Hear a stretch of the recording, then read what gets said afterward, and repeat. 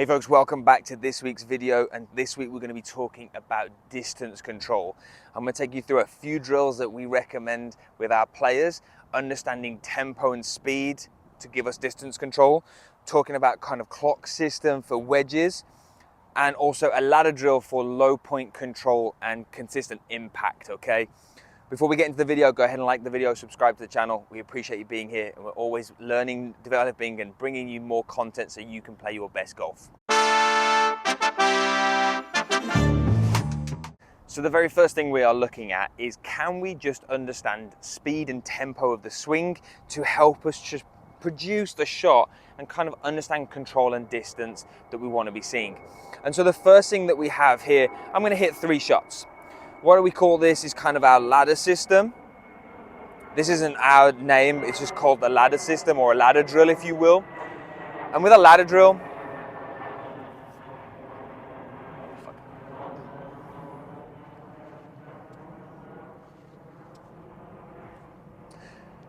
okay, so the first thing that I want to look at in this video is being able to understand speed and tempo. And if we can understand speed and tempo, it's a great way for us to be able to understand what's happening as we're making contact with the ball. Kind of this 9 to 3 o'clock zone as we're entering on the downswing, impact, and then into the through swing.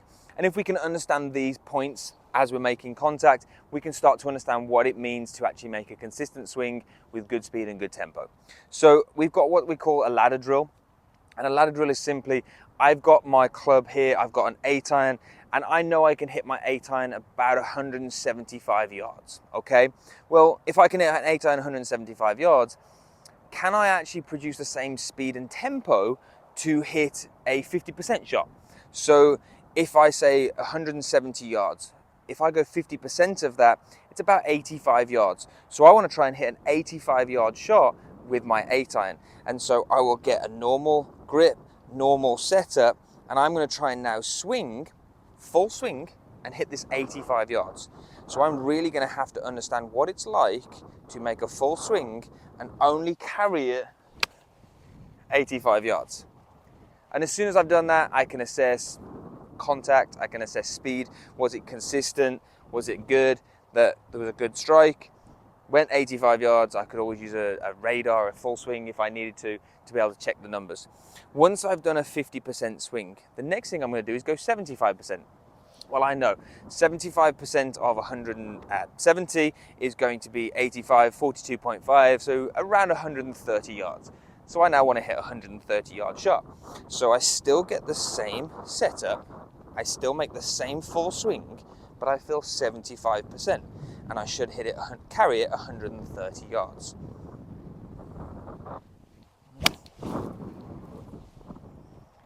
Again, I can check it, I could use my full swing, but what was the contact like? What was the shot like? Did I feel like I had consistent speed all the way through? Give me the numbers. Yes, I can kind of see that I hit a 130-yard shot. Finally, I can now say, right, I'm going to make a 100% swing. I'm going to go ahead and get my normal setup, 100% swing all the way through, and I should be hitting this 170 yards.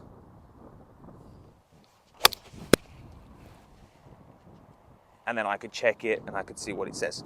So we can basically play a ladder system with our clubs, and we could go through our bag here, starting with the wedges or 9-irons, and we can do 50%, 75%, 100%. And what that's going to do is that's going to train us to understand what its tempo and feel as we're hitting each shot.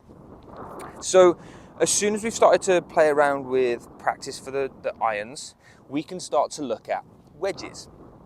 And wedge game is a very, very delicate part of the game. It's where a lot of the short game shots are gained or lost around the greens, because if we've got anywhere from 100 yards and in, we need to understand how to control distance. So again, contact is a huge part in this. It's probably the biggest player. So do we have a good contact, and have we got good tempo? Once we've started to play around with tempo and we work into the wedges, we want to be able to understand, well, if I swing to 9 o'clock here with my hands and I finish at 3 o'clock, how far does that actually go? If I then go up to maybe a 10 o'clock, how far does that go? And if I go up to 11 o'clock, how far does that go? And I can play around with these 9, 10, 8, 8's even a one that you could play with. How far can I actually hit it if I swing to 8 and 8, or 9 and 3? So once we've got that down and we can start practicing it, we can say, yeah, I've got my target out there. I'm going to get my setup like I like for my wedges. I've got a 50 degree here.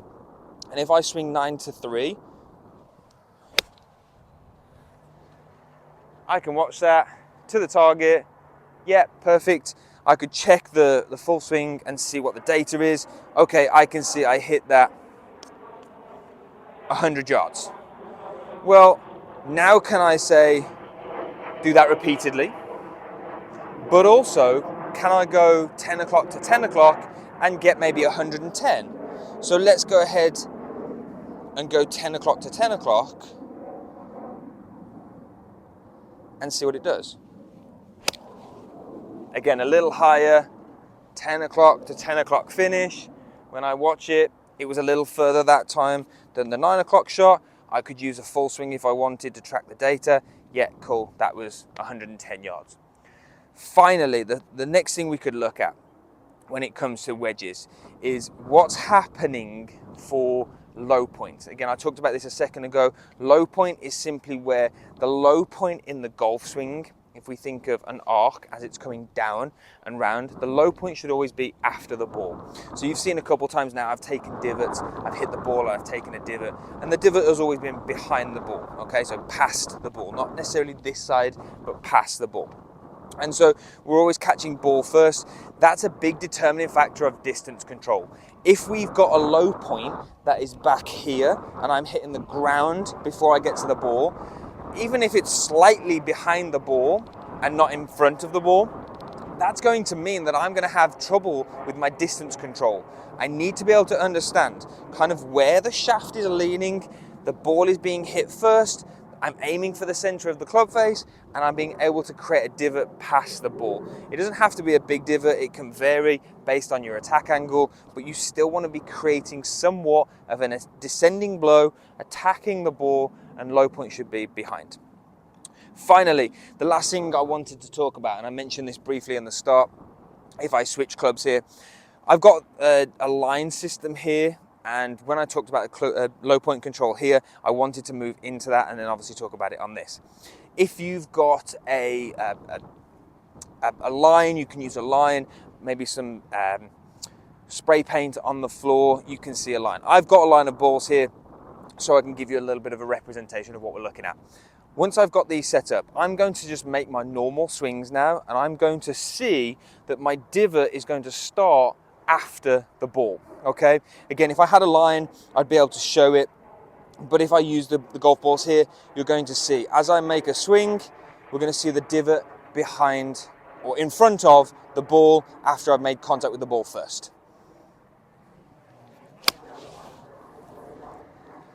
So that one there, great strike. I can see that the divot is after the ball, made contact with the ball first, and that's going to improve my strike. Again, I said at the start here, the more I can improve the strike, the better I'm going to be at my low point, or the better I can be at my low point, the more it's going to improve my strike. So again, same thing, I'm aiming for ball first, then the divot. That one was a little thin, that you can see, or I can see for sure, that working on this line, that divot was very far forward from the ball, so that's why I caught it a little thin. So it gives me the feedback instantly of where I'm actually catching the divot or where I'm making the divot, and it gives me that feedback of why I'm catching the ball there. So I'll do another one. If I hit this one slightly heavy, I can now see that that divot was further back. And so you can start to play around with this and see, well, hang on a minute, the first one was really good, the second one was thin. Why was it thin? Well, the divot's a lot further in front. Okay, well, if I catch the next one heavy, hang on a minute, the divot's further back. So we can start to use this now to target our practice to say, well, I need to make sure that I catch the ball first, then make a divot, and it shouldn't be too far in front. And final one here, I'll go ahead, get set up. Good swing. I catch the ball first, great shot, and I can see ball, turf interaction, and that's what we want to be looking for. So great way of you being able to use that in your practice, put the balls in the line, obviously hitting off the grass, make sure we're catching the ball first and then the divot. So Going back to the start, simple things. We want to look at, can we control our distances? One club, 3 shots, 50%, 75%, 100%. When it comes to our wedges, we want to still understand low point and control, but can we do clock system, simple way of being able to say 9 o'clock to 3 o'clock, 10 to 2, and we can start to judge our distances. You can take that to the golf course with you, knowing that if I go 10 to 2, it's about 110 to 115 yards. Finally, putting the golf balls in a line when you're on the driving range and being able to see that you make contact with the ball and then the turf, it's going to give you an awareness of, okay, it needs to be ball, then turf. This is the feedback. This one was thin because it was too much of the ball and not enough of the turf.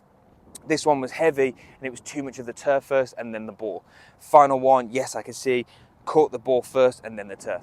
So you can use all these for feedback to change your game and understand your game a little bit more, that when you get out on the golf course, you can start to implement these things. Folks, that's this week's video. I know it's a little bit of an instructive one here. I hope you can use these in your practice to make your game better. Go ahead and like the video, subscribe to the channel, and we'll see you all next week.